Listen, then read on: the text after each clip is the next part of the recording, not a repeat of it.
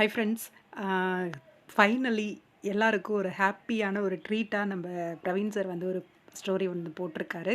Take this as a treat அப்படின்னு சொல்லி மகாநதி வீக்கா அப்படின்னு சொல்லி ஹேஷ்டேக் கொடுத்து ஷேர் பண்ணிருக்காரு. என்னென்னா, நம்ம விஜயோட கையில் பொட்டி, பெரிய பொட்டி, அப்புறம் பேக் எல்லாம் எடுத்துக்கிட்டு காவேரியோட வீட்டு வாசலில் வந்து நின்றுட்டுருக்காரு. அந்த ஒரு போஸ்ட் தான் அந்த பிக்கு. இது ட்ரீட் அப்படின்னு சொல்லும்போதே தெரிஞ்சிருக்கும். காவேரியை தேடி விஜய் வந்துட்டாரு அப்படிங்கிறது.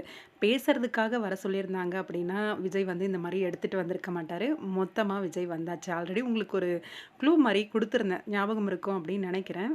விஜய் காவேரியோட வீட்டுக்கு மொத்தமா வந்துருவாரோ அப்படின்னு சொல்லி. ஏன்னா, அங்க தாத்தா, பாட்டி, சித்தி, சித்தப்பா அவங்க எல்லாம் ஒண்ணா இருந்து சண்டை போடுற மாரி ஒரு சீக்வென்ஸ் வந்து ரிலீஸ் பண்ணியிருந்தாங்க இல்லையா? அத பார்த்துட்டு சொல்லியிருந்தேன்.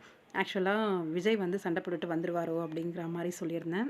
சண்டை போட்டு வந்தாரோ, போடாம வந்தாரோ, விஜய் வந்து ஃபர்ஸ்ட்டு காவேரியோட வீட்டு வாசல்ல வந்து நிக்கிறதே ரொம்பவே ஹாப்பியானது தான்.